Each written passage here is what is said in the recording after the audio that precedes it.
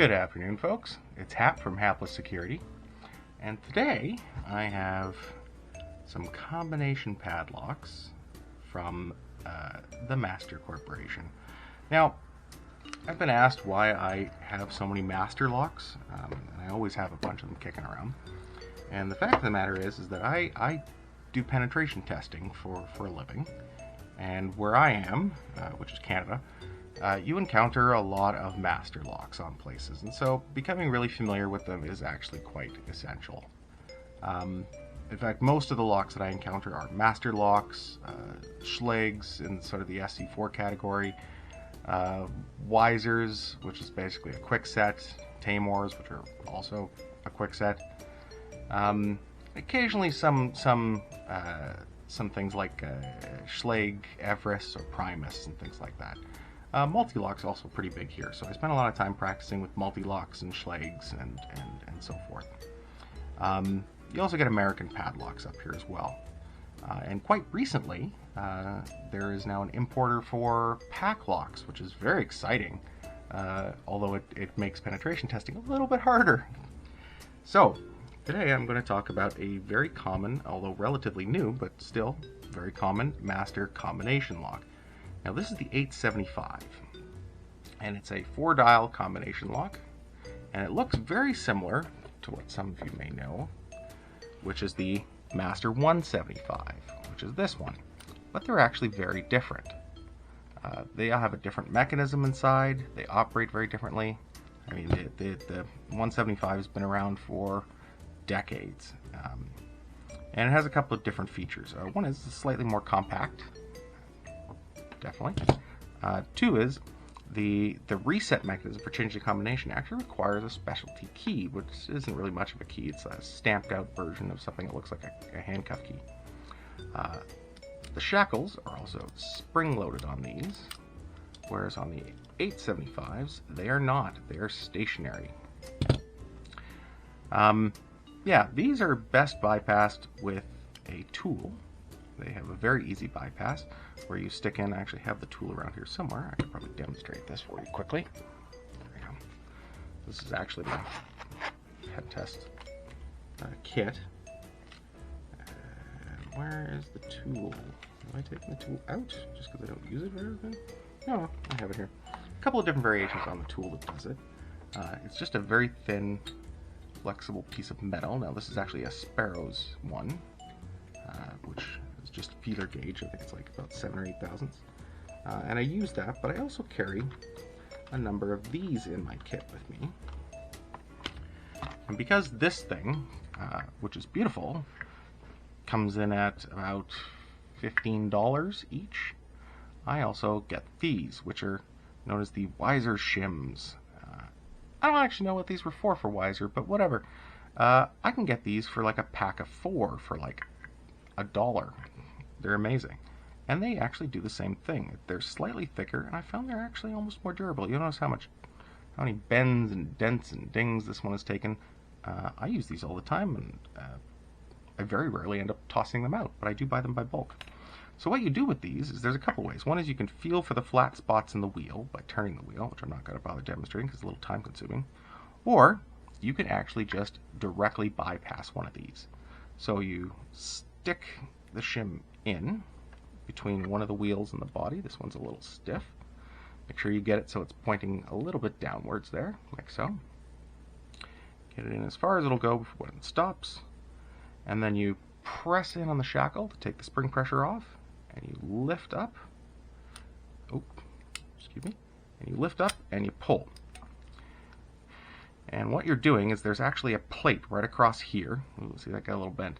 There's a plate right across here that actually binds down on these wheels, and when you take the spring pressure off, you can actually lift that plate, and that pulls away the locking pawls, which, by the way, are also spring-loaded and, of course, easily shimmable themselves.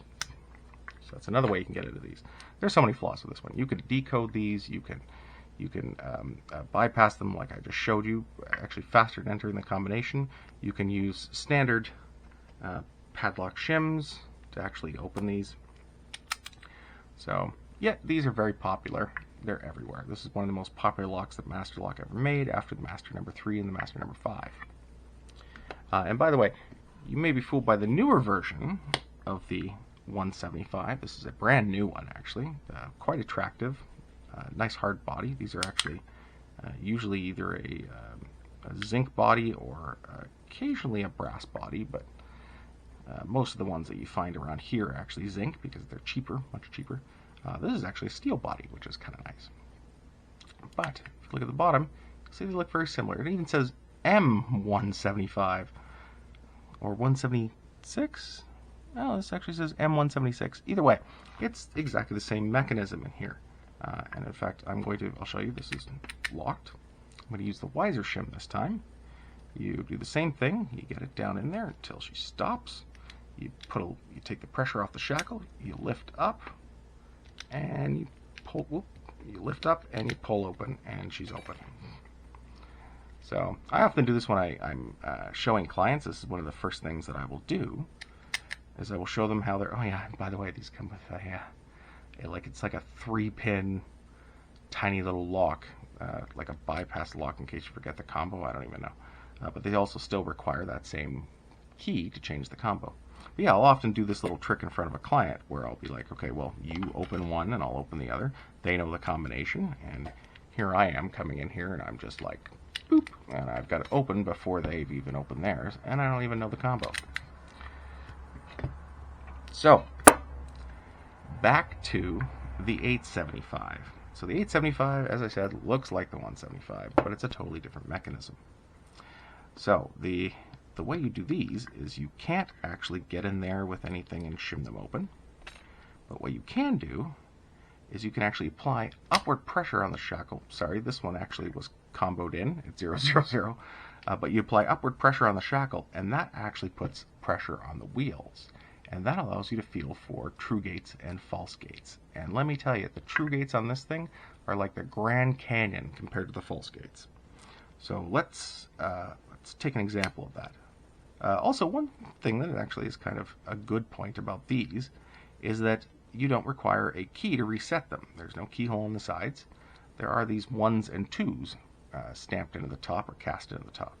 And so you can maneuver the shackle to the 1, press it downwards, and it stays down, and then maneuver it another quarter rotation to the 2, and at that point you can change the combo. Now it's currently set to 000, as you can see, but what I'm going to do, I'll move these two out of the way. I have a bunch of these. I'll probably take one of these apart for you guys in a future video. Oh, also the other thing, these are not shimmable. These actually use roller bearings. They're not spring-loaded, which is very nice.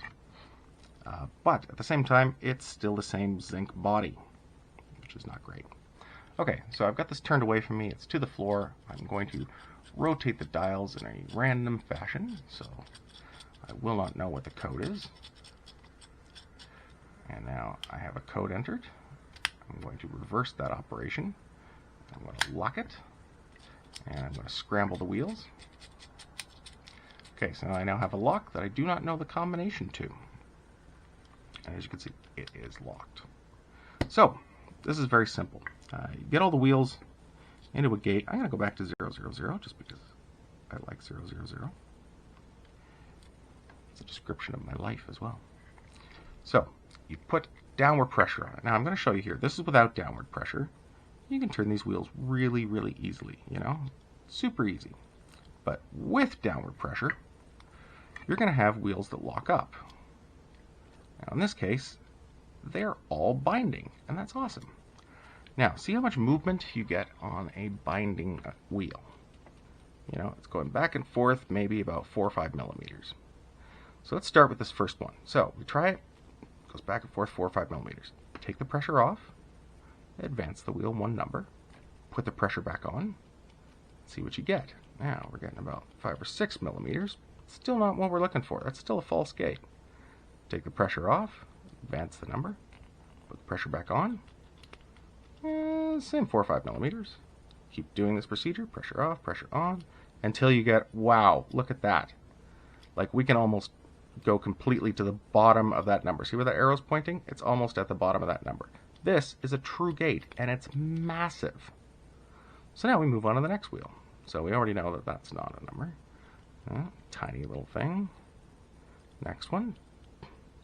Wow. Look at that. That is a huge gate. So we know 3, 2 are the first two numbers.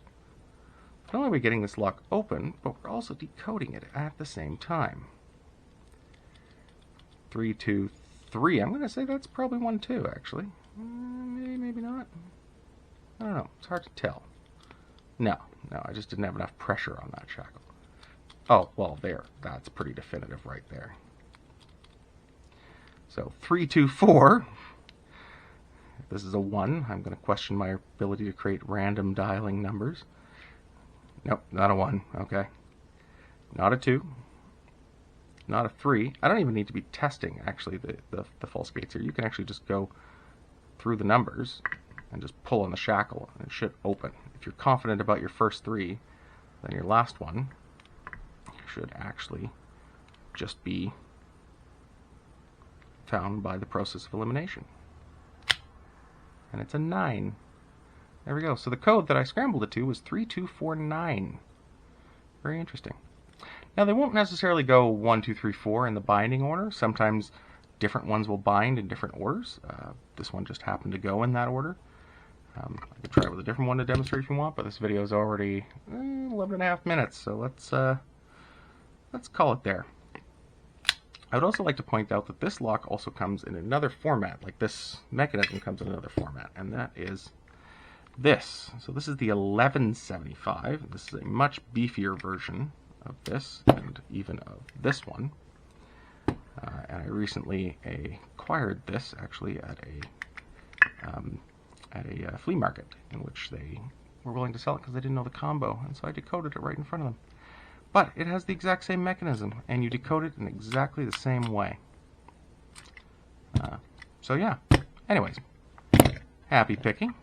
Enjoy doing your toolless opening of the new Master combo lock.